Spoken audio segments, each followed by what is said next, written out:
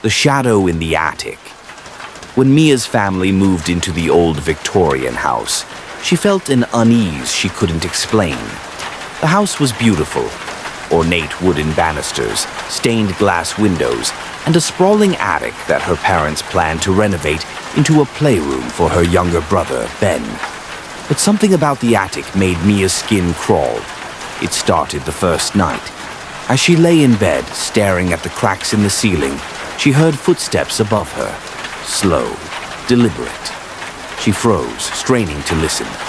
Ben was too small to climb the attic stairs, and her parents were already asleep. The footsteps stopped. The next morning, she mentioned it to her mom, who waved it off. "Old houses make noise, honey. It's just the wood settling." But Mia wasn't convinced. Over the next few nights, the sounds grew louder.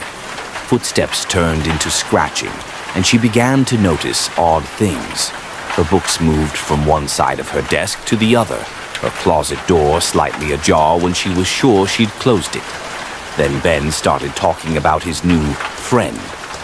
"He stays in the attic," Ben said one morning at breakfast. "He doesn't like you."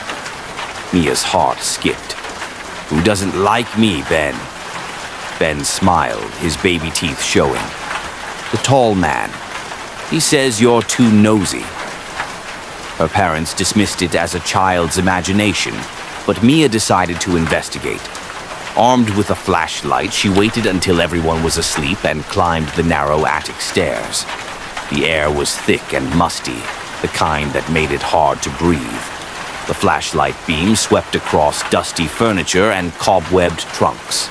At first, there was nothing out of the ordinary until she saw the chair. It was an old rocking chair placed in the corner near a broken window. It creaked gently, though the air was still. Mia's heart raced as she stepped closer. And then she saw him. A figure, impossibly tall and cloaked in shadows, stood just beyond the chair. Its head tilted unnaturally, and hollow eyes seemed to glow faintly in the dark. Mia screamed and stumbled back, dropping her flashlight. The beam landed on the floor, revealing something that made her blood run cold. Scratched into the wooden boards were words. "You shouldn't have come." Mia fled the attic and begged her parents to leave the house, but they didn't believe her.